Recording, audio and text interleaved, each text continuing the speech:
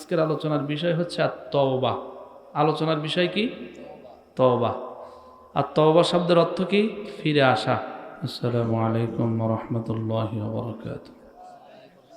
نحمده ونستعينه ونستغفره ونعوذ بالله من شرور أنفسنا ومن سيئات أعمالنا. من يهد الله فلا مضل له ومن يضلل فلا هادي له.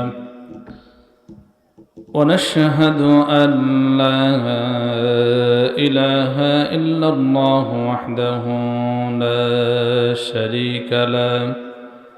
ونشهد أن سيدنا وحبيبنا مولانا محمدا عبده ورسوله الذي أرسله بالحق بشيرا ونذيرا وداعيا إلى الله بإذنه وسراجا منيرا. فقد قال الله تعالى في كلامه المجيد والفرقان الحميد. شكرا আমার সাথে পড়েন। أعوذ بالله من الشيطان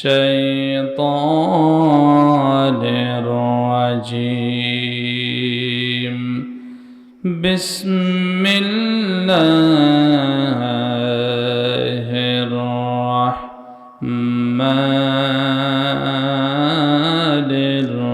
الرحيم.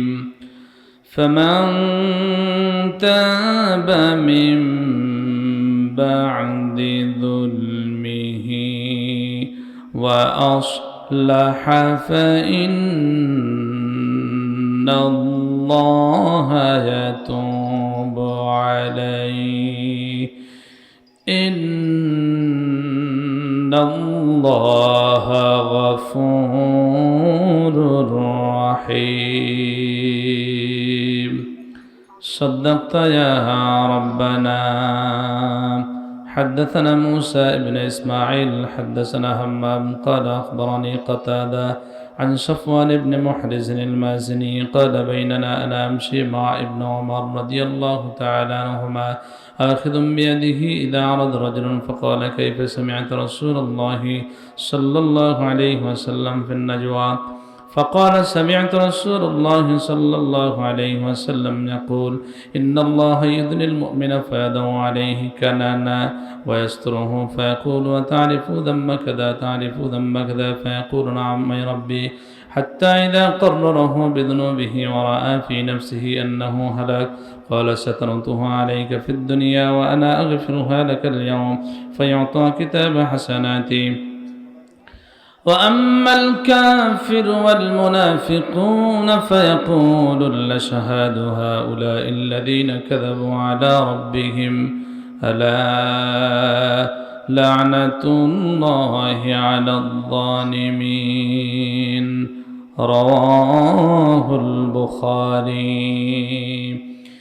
إن الله وملائكته يصلون على النبي يا أيها الذين آمنوا صلوا عليه وسلموا تسليما.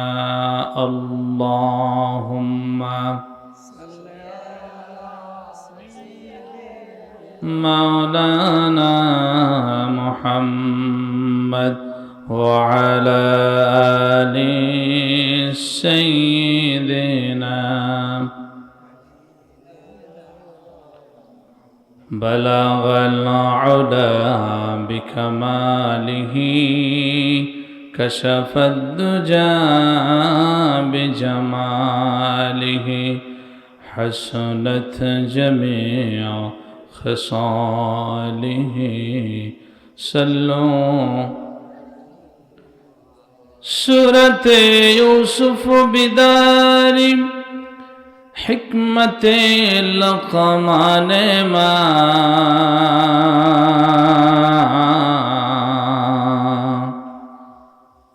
سورة يوسف بدار حکمت لقمان ما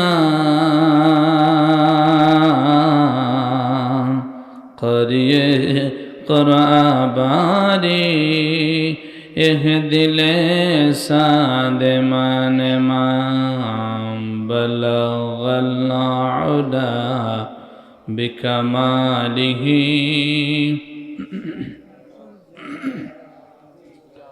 حسنت جميع خصاله صلوا عليه الحمد لله আজকের এই তাফসীরুল কোরআন মাহফিলের সম্মানিত সভাপতি, আমন্ত্রিত অতিথিবৃন্দ, আমন্ত্রিত হযরত উলামায়ে কেরাম, বিশেষ করে আজকের মাহফিলের প্রধান বক্তা, বিশিষ্ট ইসলামী চিন্তাবিদ, কোকিল কণ্ঠস্বর, আমার শ্রদ্ধাভাজন বড় ভাই আলহাজ হযরত মাওলানা আব্দুস সাত্তার আজাদী সাহেব, আল্লাহ তাআলা প্রিয় ভাইয়ের কণ্ঠকে আমৃত্যু পর্যন্ত কোরআনের জন্য, দিনের জন্য আল্লাহ কবুল করুন। আজকের মাহফিলের অন্যান্য হযরত উলামায়ে কেরাম আলোচনা করেছেন। এবার অনুজ হাফেজ মোহাম্মদ আবু হাসান মেজবা, হাফেজ মুস্তাকিম বিল্লাহ সহ অন্যান্য হযরত উলামায়ে কেরাম, সম্মানিত পরিচালক আমার স্নেহের আলহাজ হাফেজ আব্দুল লতিফ, মঞ্চ উপবিষ্ট হযরত উলামায়ে কেরাম, আমার সম্মানিত ওস্তাদ জনাব হযরত মাওলানা আব্দুল গফফার সাহেব সহ শ্রদ্ধাভাজন বড় ভাই হযরত মাওলানা রায়হানুস সিদ্দিক ইসাকি সহ অন্যান্য হযরত উলামায়ে কেরাম, সামনে উপবিষ্ট আমার এলাকার দিনদার ইমানদার মুত্তাকি মুসলমান ভাই এবং বাবাজিরা, পদ্মার আড়ালে পদ্মার শীর্ণতা সম্মানিত মা এবং বোনেরা, সকলকে আন্তরিক মোবারকবাদ জানাচ্ছি। শুকরিয়া আদায় করি রব্বুল ইজ্জাতুল জালালের দরবারে। সকলে পড়ছে আলহামদুলিল্লাহ। একটা আওয়াজ জোরে দিয়ে বলা যায় না আলহামদুলিল্লাহ? দরুদ ও সালাম বর্ষিত হোক মুহাম্মদুর রাসূলুল্লাহ সাল্লাল্লাহু আলাইহি ওয়াসাল্লামের উপর। ভূমিকায় কোনো কথা না, সরাসরি আলোচনা, কারণ সময় অনেক কম। রাত 12টার পরে ওয়াজ শোনার মন মানসিকতা থাকে না। রাত 12টার পরে ওয়াজ করলে ফজরের নামাজ, যারা আমরা নামাজে, আমাদের জন্য কষ্ট হয়ে যায়। সারা রাত ওয়াজ শুনে নামাজ পড়লাম না, এই ওয়াজের কোনো মূল্য নাই। প্রতিদিন প্রায় ওয়াজ হচ্ছে নাকি? যে আলহামদুলিল্লাহ। আমার অভ্যাস অনুযায়ী আলোচনার বিষয়টা আপনাদের কাছে ক্লিয়ার করে দেই। আজকের আলোচনার বিষয় হচ্ছে আত-তওবা। আলোচনার বিষয় কি? তওবা। আর তওবা শব্দের অর্থ কি? ফিরে আসা। তওবা গুরুত্বপূর্ণ একটা বিষয়, গুরুত্বপূর্ণ একটা ইবাদত। এত গুরুত্বপূর্ণ যে কোরআনুল কারীমের মধ্যে আল্লাহ সুবহানাহু ওয়া তাআলা আপনার আমার চলার জন্য 114টি সূরা দিয়েছেন। এই 114টি সূরার মধ্য থেকে ক্রমিক নম্বর 9 নম্বর সূরার যে নামকরণ করেছেন, সেই সূরার নাম হচ্ছে সূরা আত-তওবা। 9 নম্বর সূরার নাম কি? সূরা আত-তওবা। এখন তওবা মানে কি? আমরা তো যারা দৈনন্দিন 5 ওয়াক্ত সালাত আদায় করি, নামাজে সালাম ফিরিয়েই, ফরজ নামাজ হোক অথবা সুন্নাত হোক অথবা ওয়াজিব হোক, সালাম ফিরিয়েই আস্তাগফিরুল্লাহ রাব্বি মিন কুল্লি যামবিন ওয়া আতুবু ইলাইহি অথবা আস্তাগফিরুল্লাহ ওয়া আতুবু ইলাইহি আমরা তওবা পড়ি। এই তওবা মানে আসলে এটা না, এটাও তওবার একটা সিস্টেম, এটা সিফাত, কিন্তু তওবাতুন নাসুহার কিছু সত্য আছে। তওবা কি? তওবা করলে কি ফজিলত, কিভাবে তওবা করতে হবে, এবং তওবাকারীদের জন্য আমার আল্লাহ কি সুসংবাদ দিয়েছেন, নবী আলাইহিস সালাতু ওয়াস সালামরা, নবীজির সাহাবীরা কিভাবে তওবা করেছিলেন, এই কয়েকটি পয়েন্টের উপরে যে নির্ধারিত সময় আছে, এই স্বল্প সময়ের মধ্যে ব্যাপক অর্থবোধক আলোচনা আমরা জানার, বোঝার, বলার চেষ্টা করব ইনশাআল্লাহ। আলোচনা নম্বর সূরা সূরার নাম সূরাতুল আল মায়েদা, 39 নম্বর আয়াতের মধ্যে বলেন, ফামান তাবা মিন বা'দি যুলমিহি ওয়া আসলাহা ফাইন্নাল্লাহা ইয়াতুবু ইলাইহি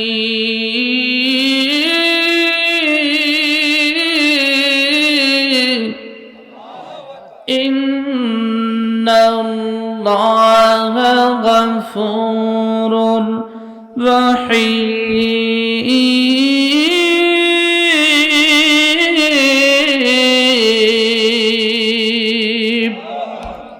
ফামান তাবা মিন বা'দি যুলমিহি ওয়া আসলাহা ফাইন্নাল্লাহা ইয়াতুবু আলাইহি।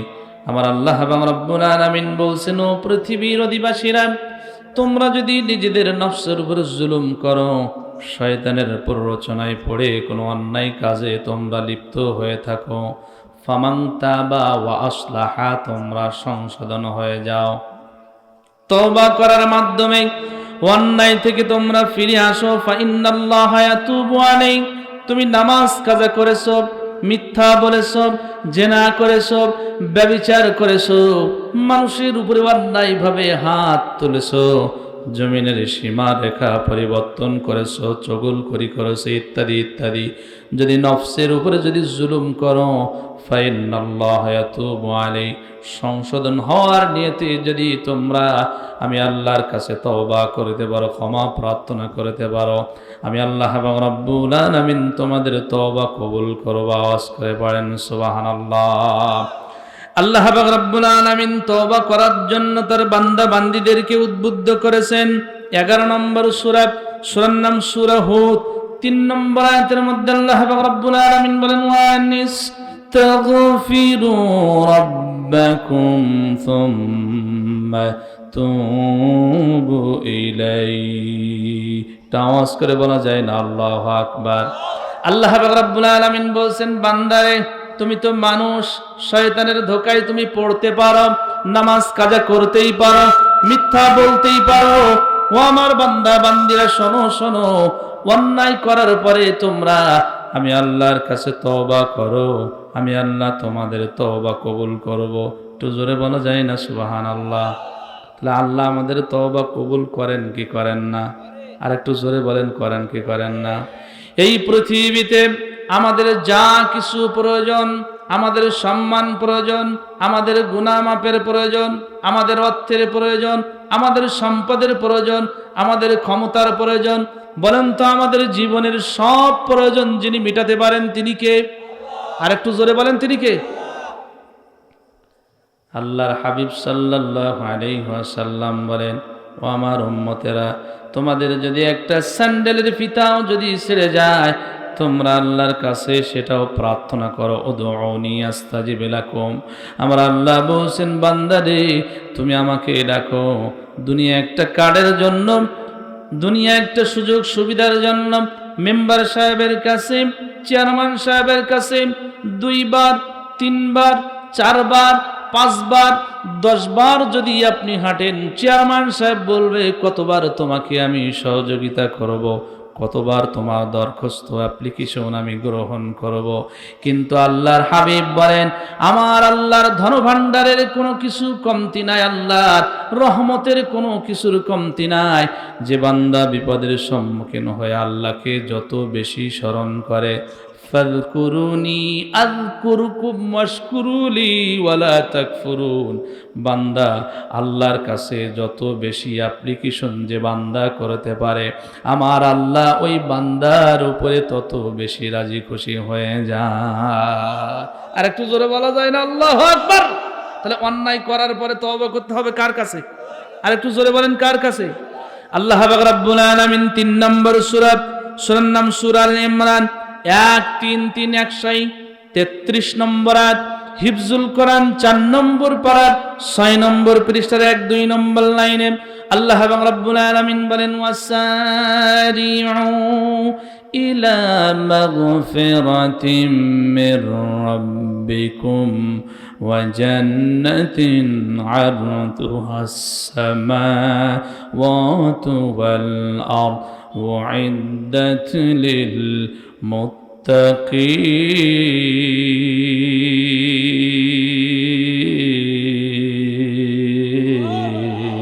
আরেকটু জোরে বলেন আল্লাহু আকবার। ওই পেছনের ভাই এবং বাবাজিরা জোরে বলেন আল্লাহু আকবার। শব্দের দিকে খেয়াল করবেন, অনেক স্বল্প সময় লম্বা আলোচনা। ওয়াসারিউ ইলা মাগফিরাতিম মির রাব্বিকুম। আমার ছোট্ট অভিজ্ঞতায় বাংলাদেশে বিভিন্ন জেলায় ভ্রমণ করে বর্তমানে আমরা যেটা দেখতে পাই, আমি ইতিপূর্বে বলতেছিলাম আমার সম্মানিত নানাজানের সঙ্গে আমি বলতেছিলাম ওখানে বসে বসে, মানুষ এখন নামাজ রোজা যতই করুক, মানুষের কাছে দিন ইসলামটা অপ্রিয় হয়ে গিয়েছে। দুনিয়ার জীবনটা আখিরাতের চাইতে খুব ছোট হয়ে গিয়েছে। আখিরাত মানুষের কাছে মূল্যহীন হয়ে গিয়েছে। মানুষের চিন্তা চেতনা শুধু দুনিয়া, টাকা, অর্থ, সম্পদ, সম্মান। এই কারণে মানুষের কাছে কোরআনের কথার কোনো গুরুত্ব নাই, হাদিসের কথার কোনো গুরুত্ব নাই, মসজিদ মাদ্রাসার কোনো গুরুত্ব নাই। এই কারণে ক্ষমতার সিয়াদ দখল করার জন্য মানুষ পাগল পাড়া হয়ে গিয়েছে। আলেম ওলামাদের বিরুদ্ধে বিগত দিনে যেমন স্বৈরাচার ফ্যাসিস্টরা উল্টা পাল্টা বক্তব্য দিয়েছিল, কোরআনের হক কথা বলার কারণে রাজাকার বানিয়েছিল, যুদ্ধ অপরাধী বানিয়েছিল, আলবদরের গোষ্ঠী বলে গালিয়েছিল, ধর্ম ব্যবসায়ী বলে গালি দিয়েছিল। আজকেও কিছু মুসলমানের ঘরে জন্মগ্রহণ করে কিছু নামদারি মুসলমান ওলামায়ে কেরামদেরকে বলছে যাকাতের টাকা খায়, ওরা 500 টাকার বিনিময়ে ঈমান বিক্রি করে দেয়, উল্টা পাল্টা বক্তব্য দেয়।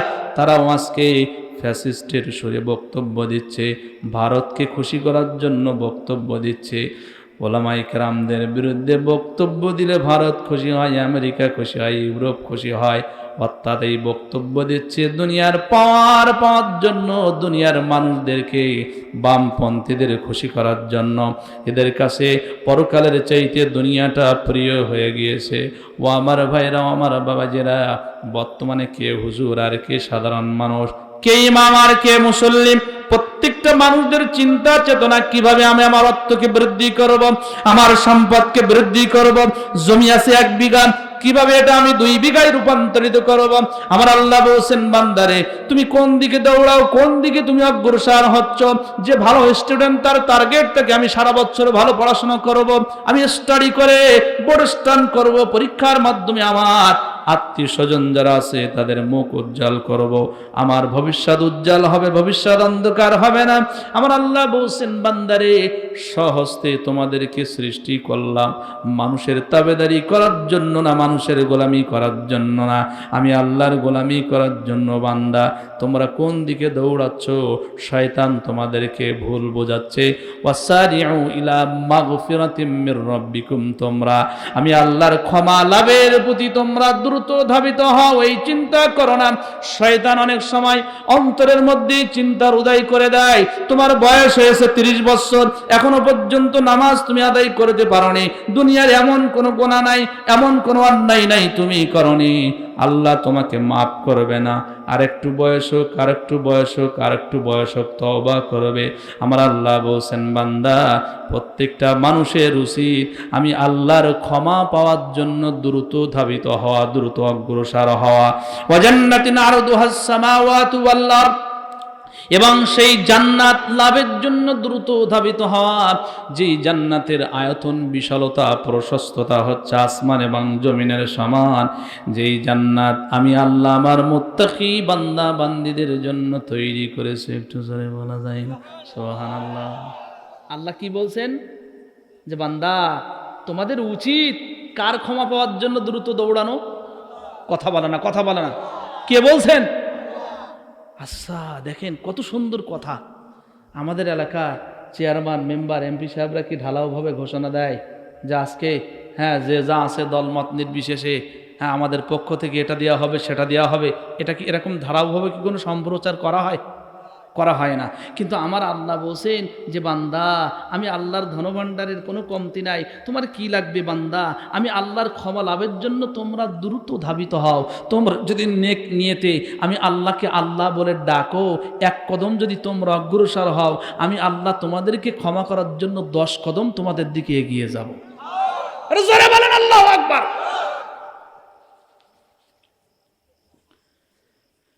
সম্মানিত ভাই এবং বাবাজিরা আমার, কিন্তু দুঃখের বিষয় হলো অপ্রিয় সত্য কথা, মানুষ তওবা করতে ভুলে গিয়েছে। কিছু দোয়া কবুলের সময় আছে, দোয়া কবুল না হলে সব দোষ ইমাম সাহেবের, সব দোষ মাওলানা মুফতি সাহেবদের। আগের হুজুররা দোয়া করলে দোয়া কবুল হতো, এখন দোয়া কবুল হয় না। ও আমার ভাইরা, ও আমার বাবাজিরা, দোয়া কবুলের কিছু সময় রয়েছে। আযান এবং ইকামতের মাঝখানে দোয়া কবুল হয়, ফরজ ইবাদতের পরে দোয়া কবুল হয়। কিন্তু ছোট্ট অভিজ্ঞতায় আমরা দেখতে পাই দোয়া করার সময় হয় না, ইস্তিগফার করার আমাদের সময় হয় না। শুধুমাত্র দায় এড়ানোর জন্য আমরা 5 ওয়াক্ত নামাজ মসজিদে চলে যাই। অধিকাংশ মুসল্লিরা ইমাম সাহেব আসসালামু আলাইকুম বলে ডান দিকে মাথাটা ঘোরায়, বাম দিকে সালাম শেষ হতে না হতে আল্লাহর বান্দা এত ব্যস্ত যে মসজিদে 2 মিনিট সময় ইস্তিগফার করার মতো সময় আল্লাহর বান্দারা হয় না। কথা বলেন ঠিক কিনা? সম্মানিত ভাই এবং বাবাজিরা আমার, তাহলে তওবা করার দরকার আছে না নাই? একটু জোরে বলেন, আছে না নাই? আমার গুনাহের পরিধি, গুনাহের পরিমাণ যত বেশি হোক না কেন, শয়তান কিন্তু আমার অন্তরের মধ্যে বলবে, সাইফুল্লাহ তোর যে গুনাহ আল্লাহ কিন্তু ক্ষমা করবে না। বলেন তো আল্লাহ ক্ষমা করতে পারে কি পারে না? কুলিয়া عبادي الذين أسرفوا على أنفسهم لا تقنطوا من رحمة الله إن الله يغفر الذنوب جميعا إنه هو الغفور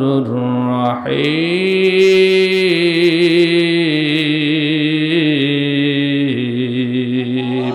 হে রাসূল, তুমি গোটা পৃথিবীর মানব জাতিদেরকে জানিয়ে দাও, কুল ইয়া ইবাদিয়াল্লাযীনা আসরাফু আলা আনফুসিহিম লা তাকনাতু মির রাহমাতিল্লাহ। ও পৃথিবীর অধিবাসীরা, তোমরা যদি অন্যায় করো, নিজের নফসের উপরে জুলুম করো, অত্যাচার করো, গুনাহের কাজ করে ফেলো, এই গুনাহের পরিমাণ যত বৃদ্ধি পাক না কেন, পাহাড় সম পরিমাণ হোক না কেন, আসমান সম পরিমাণ হোক না কেন, আমার আল্লাহর পক্ষ থেকে গোটা পৃথিবীর মানব জাতিদের জন্য ঘোষণা এসেছে, লা তাকনাতু মির রাহমাতিল্লাহ। বান্দা, আমি আল্লাহর রহমত থেকে তোমরা নিরাশ হয়ে যেও না। হাদিসে কুদসির মধ্যে আসছে, আল্লাহর হাবিব সাল্লাল্লাহু আলাইহি ওয়াসাল্লাম বলেন, রাত 12টা যখন অতিক্রম করে, দুনিয়ার যখন সকল আদালত বন্ধ হয়ে যায়, মানুষের জন্য যখন দুনিয়ার সকল দুয়ার দরজা বন্ধ হয়ে যায়, আমার আল্লাহ চতুর্থ আসমানে চলে আসেন। এবার পৃথিবীর অধিবাসীদেরকে ডাক দিয়ে দিয়ে বলতে থাকেন, ও আমার গোলামেরা, ও সাইবুল্লাহ সিদ্দিক, ও আব্দুর রহমান, ও আব্দুল কুদ্দুস, ও আব্দুস সত্তার, ও আব্দুল বারী, তোমার কি লাগবে? তুমি জেনা করেছো, তুমি চুরি করেছো, তুমি ব্যভিচার করেছো, মানুষের উপরে জুলুম করেছো, অন্যায় করেছো, নামাজ ছেড়ে দিয়েছো, নফসের সঙ্গে জুলুম করেছো অন্যায় করার মাধ্যমে। ও বান্দা, আমি আল্লাহর কাছে ক্ষমা প্রার্থনা করো। ও বান্দা, তোমার অভাব রয়েছে, অভাব দূর হওয়ার জন্য আমি আল্লাহর কাছে তুমি সাহায্য চাও। বান্দা, তোমার সম্মান লাগবে, আমি আল্লাহর কাছে সম্মান চাও। আল্লাহর নবী বলেন, আমার আল্লাহ বান্দা বান্দীদেরকে এভাবে ডাকতে থাকে, ও আমার বান্দা বান্দীরা আমার কাছে চাও। আল্লাহর নবীর মাধ্যমে আমার আল্লাহ জানিয়ে দিয়েছেন যে সমস্ত আল্লাহর বান্দা বান্দীরা রাতের অন্ধকারে দু চোখের পানি ফেলে সিজদার মাধ্যমে আল্লাহর কাছে ক্ষমা চাইতে পারবে, আল্লাহর কাছে যা চাইবে, আল্লাহর নবী বলেন, আমার আল্লাহ তার বান্দা বান্দীদেরকে মাহরুম করেন না, দোয়া মঞ্জুর করে নেন। আওয়াজ করে বলা যায় না সুবহানাল্লাহ? এজন্য আল্লাহ পাক রব্বুল আলামিন বলেছেন, বান্দারে, লা তাকনাতু মির রাহমাতিল্লাহ। ও বান্দা, তোমার অপরাধ যত বেশি হোক না কেন, আমি আল্লাহর রহমত থেকে তুমি নিরাশ হয়ে যেও না। ইন্নাল্লাহা ইয়াগফিরুয যুনুবা জামিআ। কেননা আমি আল্লাহ তোমার যত গুনাহ আছে সকল গুনাহ ক্ষমা করে দিতে পারি। আওয়াজ করে বলা যায় না সুবহানাল্লাহ? তওবা করার দরকার আছে না নাই? একটু জোরে বলেন। আছে। ছোট ছোট যে গুনাহগুলো আছে এই গুনাহগুলো এমনি নেক আমলের কারণে আমার আল্লাহ মাফ করে দেবেন। ইল্লা মান তাবা ওয়া আমানা ওয়া আমিলা সালিহান ফাউলাইকা ইউবাদদিলুল্লাহু সাইয়্যাতিহিম। নামাজের কারণে ছোট গুনাহ এমনিতেই মাফ হয়ে যায়, রোজার কারণে ছোট গুনাহ এমনিতেই মাফ হয়ে যায়। ইন তাজতানিবু কাবাইরা মা তুনহাউনা আনহু নুকাফিরু আনকুম সাইয়্যাতিকুম ওয়া নুদখিলুকুম মুদখালান কারীমা। কবিরা গুনাহ যেটা বড় গুনাহ, এটার জন্য তওবা করার দরকার আছে না নাই? একটু জোরে বলেন, আছে না নাই? সকল গুনাহ যে আল্লাহ ক্ষমা করতে পারেন, একটা হাদিস বললে আপনারা বুঝতে পারবেন। আল্লাহর নবীর অন্যতম সাহাবী হযরত ওয়াহশী রাদিয়াল্লাহু তাআলা আনহু, এমন কোন অপরাধ ছিল না সেই অপরাধ তিনি করেন নাই। ইনি এক নামে পরিচিত, উহুদ যুদ্ধে আল্লাহর হাবিব সাল্লাল্লাহু আলাইহি ওয়াসাল্লামের কলিজার টুকরা চাচা হযরত আমির হামজা রাদিয়াল্লাহু তাআলা আনহুকে তিনি হত্যা করেছিলেন। খুব মনোযোগ দিয়ে শুনেন। এই ওয়াহশী একজন কৃতদাস ছিলেন, গোলাম ছিলেন। বদরের যুদ্ধে হিন্দার পিতাকে মুসলমানরা হত্যা করেছিল, কতল করেছিল। হযরত আমির হামজা রাদিয়াল্লাহু তাআলা আনহু স্বহস্তে এই হিন্দার পিতাকে হত্যা করেছিল। প্রতিশোধ নেওয়ার জন্য ওয়াহশী রাদিয়াল্লাহু তাআলা আনহুকে এই হিন্দা বেছে নিল। হিন্দা বলল, রে ওয়াহশী, এই উহুদের প্রান্তরে তুমি যদি আমির হামজাকে যদি হত্যা করতে পারো, এই গোলামের জিঞ্জিরা থেকে তোমাকে মুক্ত করে দেওয়া হবে, আজাদ করে দেওয়া হবে। তুমি আর কোনো বন্দোবস্ত থাকবে না, বাধকতার মধ্যে থাকবে না, ইচ্ছা মতো জীবনযাপন করতে পারবে। এই চিন্তা চেতনা করে উহুদের ময়দানে তিনি এসেছিলেন। আল্লাহর হাবিব সাল্লাল্লাহু আলাইহি ওয়াসাল্লাম তিনি দেখলেন সমস্ত সাহাবায়ে কেরাম রিদওয়ানুল্লাহি তাআলা আলাইহিম আজমাইনরা বীরত্বের সঙ্গে লড়াই করতেছেন, সংগ্রাম করতেছেন। আমির হামজা রাদিয়াল্লাহু তাআলা আনহুর তরবারির সামনে কাফের বেঈমানরা আসতেছেন, কচু কাটা করতেছেন। আসাদুল্লাহ বলা হয়, আল্লাহর সিংহ বলা হয়। হযরত আমির হামজা রাদিয়াল্লাহু তাআলা আনহুকে হঠাৎ করে নবীজি দেখতে পেলেন না। দুইজন সাহাবীকে বললেন, না, আমার চাচা জানকে আমি দেখতে পাই না, চাচা জান কোথায় আছে একটু দেখে আসো। উহুদের ময়দান ঘুরে ঘুরে দেখতে দেখতে হঠাৎ করে মরুভূমির প্রান্তরে কে যেন শায়িত আছে। পাশে গেলেন, যাওয়ার পরে দুইজন সাহাবী আর চোখের পানি ধরে রাখতে পারলেন না। দু চোখ বেয়ে বেয়ে অশ্রু নির্গত হতে লাগলো। বডি থেকে দেহটা আলাদা হয়ে গিয়েছে, মাথাটা আলাদা হয়ে গিয়েছে, বুক থেকে নাভি পর্যন্ত ধারালো চাকু দিয়ে কি বা কারা যেন বুকটা চিরিয়ে ফেলেছে, কলিজাটা চিবিয়ে লাশের পাশে ফেলে রেখেছে। শুধু তাই নয়, কি নৃশংস ব্যবহার তার সঙ্গে করেছে, কি নির্মম ব্যবহার করেছে। তার পুরুষাঙ্গটা কেটে লাশের পাশে ফেলে রেখেছে। দুইজন সাহাবী নির্মম দৃশ্য দেখে চোখের পানি ধরে রাখতে পারলেন না, নবীজির কাছে চলে আসলেন। নবীজি বলে, ও আমার সাহাবীরা, আমার চাচা যান কোথায়, আমার চাচা যান কোথায়? দুজন সাহাবীর চোখ দিয়ে অনার্গলে পানি নির্গত হতে থাকে। আল্লাহর নবীর সাহাবীরা বললেন, ইয়া রাসূলুল্লাহ, ইয়া হাবিবাল্লাহ, আপনার চাচা যান কি জি হালাতি আমরা দেখে এসেছি, আমরা বর্ণনা দিতে পারবো না, আপনি স্বচক্ষে দেখবেন, চলুন চলুন। আল্লাহর নবী এসে ওই নির্মম দৃশ্য দেখে বাচ্চাদের মতো ডুকরে ডুকরে কাঁদতেছেন। আর আকাশের দিকে দৃষ্টি দিয়ে বললেন, মালিক, মাতৃগর্ভে যখন আমি ছিলাম, পৃথিবীতে ভূমিষ্ঠ হওয়ার পূর্বে আমি আমার পিতার হারিয়েছি, পিতাকে হারিয়েছিলাম। বাবার চেহারাটা কেমন ছিল আমি দেখতে পারি নাই। পৃথিবীতে ভূমিষ্ঠ হওয়ার 6 বছর পরে জনম দুঃখিনী মাকে হারিয়েছিলাম। আমার দেখাশোনার দায়িত্ব অর্পিত হয়েছিল আমার চাচা আব্দুল মুত্তালিব এবং দাদি হযরতে ফাতিমার কাঁধে। দাদাও চলে গেল, দাদিও চলে গেল, দেখাশোনার দায়িত্ব অর্পিত হয়েছিল আবু তালিবের কাঁধে। চাচাও চলে গেল, আমার বন্ধু এবং ছোট্টবেলার খেলার সাথী ছিল এই হযরত আমির হামজা রাদিয়াল্লাহু তাআলা আনহু। আমার এই চাচা আমার চতুর্দিকে সার মতো পরিবেষ্টন করে থাকতো। আজকে আমার এই চাচা নির্মম ভাবে চাচাকে যারা হত্যা করেছে তাদের 14 গোষ্ঠী আমি নির্মূল করে ছাড়াবো। আমার আল্লাহ বললেন, দোস্তরে, যতটুকু জুলুম তোমার উপরে করা হয়েছে ততটুকু জুলুমের প্রতিশোধ তুমি নিতে পারো, কিন্তু এর বেশি তুমি নিতে পারো না। তবে জেনে নাও, শুনে নাও, সবর যদি করতে পারো, সবরের ফলাফল সব সময় ভালো হয়ে যায়। একটা মোমবাতির মধ্যে আগুন দিলে যেমন মোমবাতিটা গলে নির্মূল হয়ে যায়, সঙ্গে সঙ্গে নবীজির সব রাগ পানি হয়ে গেল। আল্লাহর হাবিব সাল্লাল্লাহু আলাইহি ওয়াসাল্লামের অন্যতম সাহাবী এবং চাচা জানকে যিনি হত্যা করেছিলেন তিনি আর অন্য কেউ নন, তিনি হযরতে ওয়াসি রাদিয়াল্লাহু তাআলা আনহু। মক্কা বিজয় যেদিন হয়ে গেল, মুসলমানদের হাতে যখন মক্কা চলে আসলো, 10,000 সৈন্য সামন্ত নিয়ে যখন আল্লাহর হাবিব সাল্লাল্লাহু আলাইহি ওয়াসাল্লাম বীরের বেশে